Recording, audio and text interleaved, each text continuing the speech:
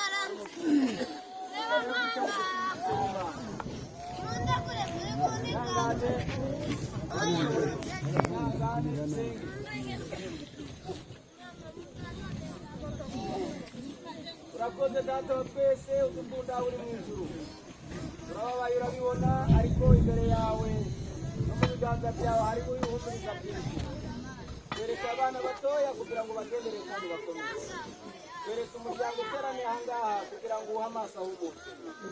Ubwo rero turacyakomeje gahunda ngo inubane natwe. Ijambo ryawe ni rigari kandi rirakomeye, duhe kuryizera no kuryumvira, aho ngo inubane natwe kugeza tuzagarukira ku bwa Yesu. Agira ngo tujyanirane amagambo nshaka kubabwira, wibuke ijambo turi kuganira. Nubwo hariho urupfu, hakaba hari ibibazo nk'ibi ngibi, haracyariho ibyiringiro ko uru rupfu ruzamirwa no kunesha. Aka gahinda abantu benshi bafite bazagira iherezo bavandimwe. Niyo mpamvu ijambo ry'Imana rimabwira kugira ngo iyo umuntu abuze ijuru aba abuze byose. Mu gitabo cy'Imisoro n'Itangiriro, itangira igice cya 2 umurongo wa 7 aranditse ngo Uwiteka Imana iri mu muntu umukungugu wo hasi, Uwiteka Imana iri mu muntu umukungugu wo hasi, imuhumekeramo umwuka w'amazuru, imuhumekeramo mu mazuru umwuka w'ubugingo, umuntu ahinduka ubugingo buzima. Ni ukuvuga ngo imaze kurema Adamu yamuhumekeyemo umwuka w'amazuru, maze umuntu ahinduka ubugingo buzima. Na niyo mpamvu nababwiye nti burya umuntu ni igitaka, kuko n'ubundi yakomotse mu mukungugu. Uwiteka Imana iteba ingobyi imushyira aho ngaho kugira ngo ahature, imuha ibyo kurya ndetse n'amazi yo kunywa kugira ngo umuntu abeho. Ariko iramubwira ngo mu biti byose byo muri ingobyi wemera kubirya, uretse igiti cyamenye cyiza n'ikibi, kuko umunsi wakiriye no gupfa uzapfa. Kuva uwo munsi kugeza uyu munsi urupfu rutwara abakoze ibyaha, rugatwara abatakoze ibyaha, kubera ko bikomotse mu gicumuro cya Adamu. Dufite amahirwe rero yuko Adamu wakabereye Yesu yaje arapfa rwa rupfu twagombye gupfa, aramanuka ajya mu gituro ararutsinda, azamutse aravuga ngo nijye kuzuka n'ubugingo. Niyo mpamvu abana b'Imana batagomba kuba baracyana ngo bameneke umutima ko batazongera kubona baba basinziriye. Mu gitabo cyo hirya Pawulo yandikiye itorero rya Korinto, igice cya 15 aranditse ngo mu rwandiko rwa 2 rwa mbere avuga ngo 15:54, ariko uyu bora numara kwambika kutabora, uyu mubiri wacu ubora numara kwambika kutabora, n'uyu upfa ukambika kudapfa, niko tuzasohora rya jambo ryanditswe ngo urupfu rumizwe no kunesha. Urupfu rumizwe no kunesha. Abantu bose bari aha ngaha umunsi umwe, igitondo kimwe, ibi bituro bizasaduka, nuko buri muntu wese abona umwami Yesu kumutse ku biti. Bana b'Imana ndabasabira ngo tugire ayo maso ahumutse. Urupfu rumizwe no kunesha, urupfu rumizwe no kunesha. Warupfu rwawe ruri hehe? Warupfu kunesha kwawe kuri hehe? Warupfu rwawe ruri hehe? Ibyaha ni byo rubura rw'urupfu, kandi imbaraga z'ibyaha ni amategeko. Ariko Imana ishimwe iduha kunesha kubw'umwami wacu Yesu Kristo. Ngaho tukomora ibyiringiro bana b'Imana. Imana kuko kugira Yesu ni byiza cyane. Nagira ngo mbabwire akantu gakomeye. Murabona iyo abantu benshi bagize ibyago nk'ibi twagize, usanga bambaye imyambaro idasanzwe nako bigaragaza yuko twapfushije. Ariko iki kintu ni ikibazo gikomeye, kuko uru rupfu ntabwo ari urw'iherezo ryacu, ahubwo iyo kigiye kugera tugakanguka kandi tugasangana na Data mu ijuru. Muri iki gitabo soza, reka mbabwire impamvu yabyo. Mu butumwa bwatoranijwe umuzingo n'uwa 2, ngaho reka tubisome. Ipaji yacyo ya 215 ahanditse ngo ntabwo tumeze nk'abapagani ngo dufate iminsi n'amajoro turirira kandi turira nta kindi cyumvikana uretse kuborogera abapfuye kugira ngo tubyutse impuhwe za kimuntu. Ntabwo tugomba kwambara imyambaro yo kwirabura kandi ngo twijijishe amaso ntaho dutandukanye n'inshuti zacu z'abavandimwe bacu by'ishyaka ryose. Ni ukuvuga ngo ibyo ari byo byose kurira bibaho kuko umutima wakozweho n'imbaraga z'umubiri zikaba zacitse intege. Ibi byabaho, ariko reka mbabwire, dufite ibyiringiro bikomeye cyane.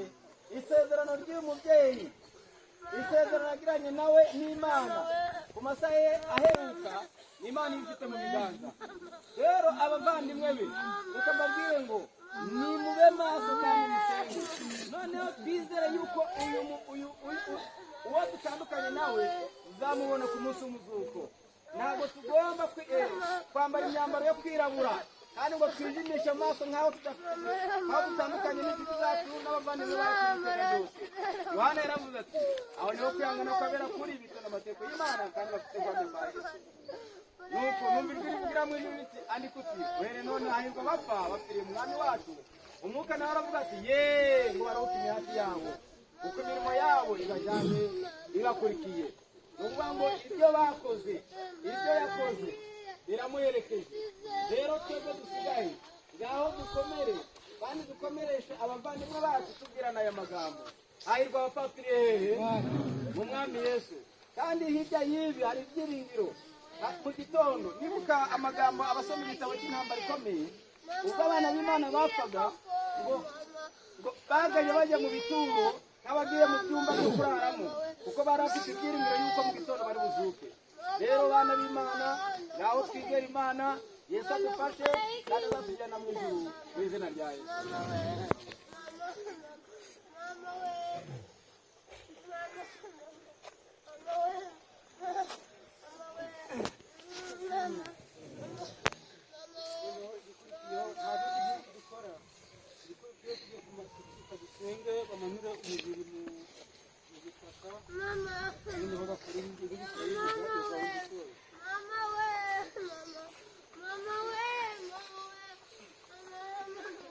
Data wa twese wera ukiranuka, wemeye ko umuzakazi wawe aruhukira ahangaha.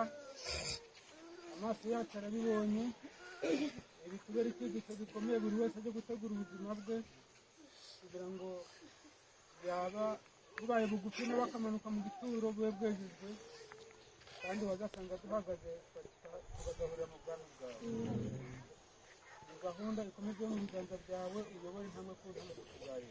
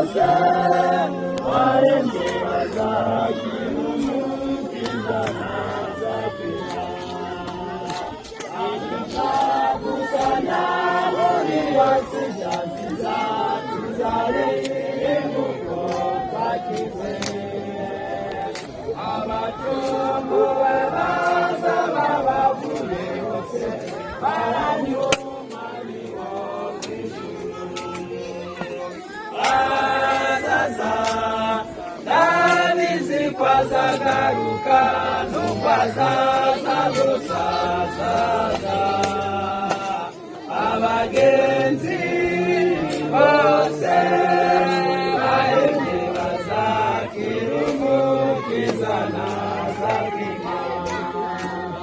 Haleluya mina haleluya iteka nitwitonda tuzahatura amasonezerwa kanuje wiringira mazuzambarika mbagiza azaza yabizikwa zagaruka nufazaza gosaza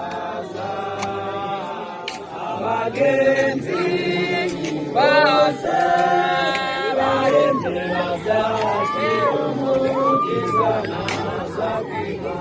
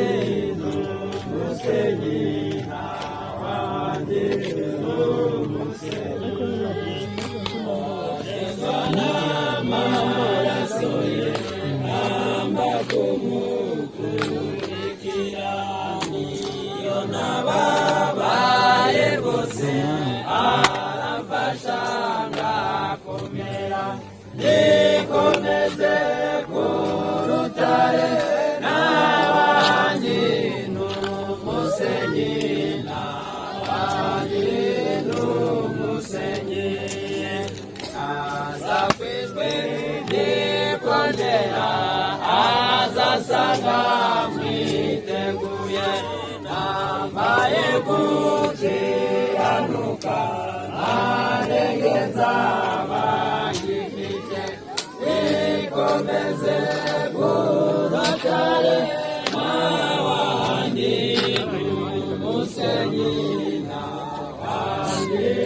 hari itaka izamurikire hari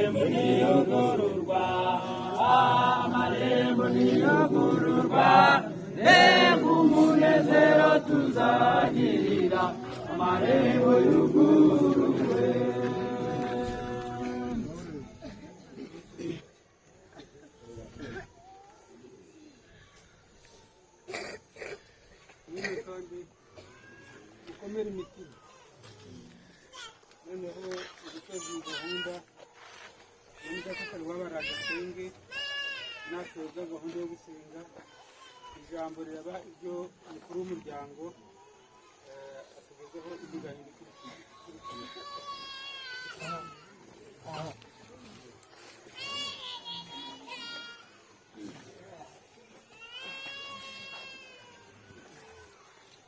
Ubishimiye impano yo kurama wongereye abari aha, abatabaye ari abato n'abakuze, twese waduhagarikiye dushoboye tugihumeka, satani atabishakaga kuko yifuza kuzambya.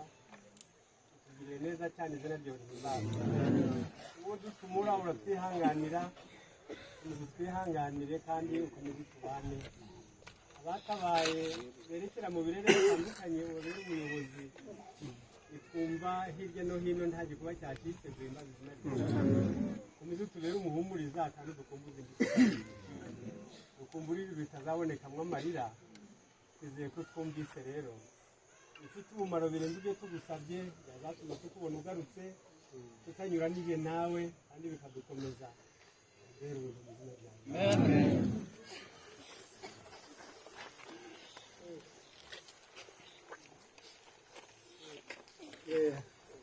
Mwiriwe bavandimwe, kuko mwene data bivuze rero reka tubashimye tukuye ku mutima.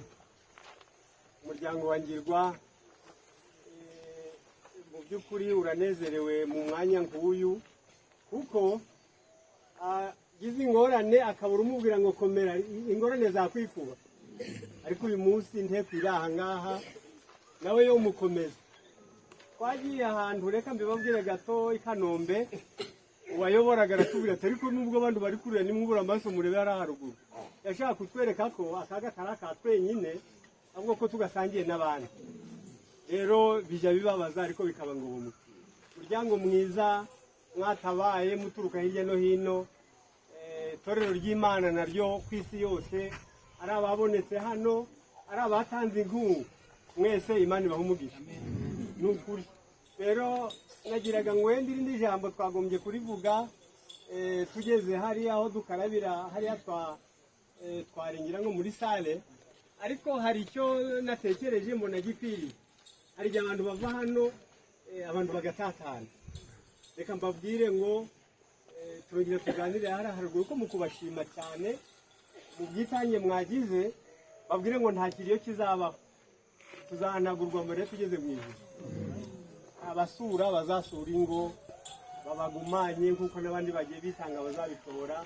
Reka tujye haruguru dukarabe, abarube bahari turababwirire heruka murakoze. Ikirenze icyo rero ni umwana, iyo mwana ngwino hano, umwana ushinzwe umubyeyi we, ntabwo ari umuhango, birasanzwe. Tumuhaye inka yo kumuhoza, ubugingo buhoraho n'Imana ibutanga. Rero kandi izataha.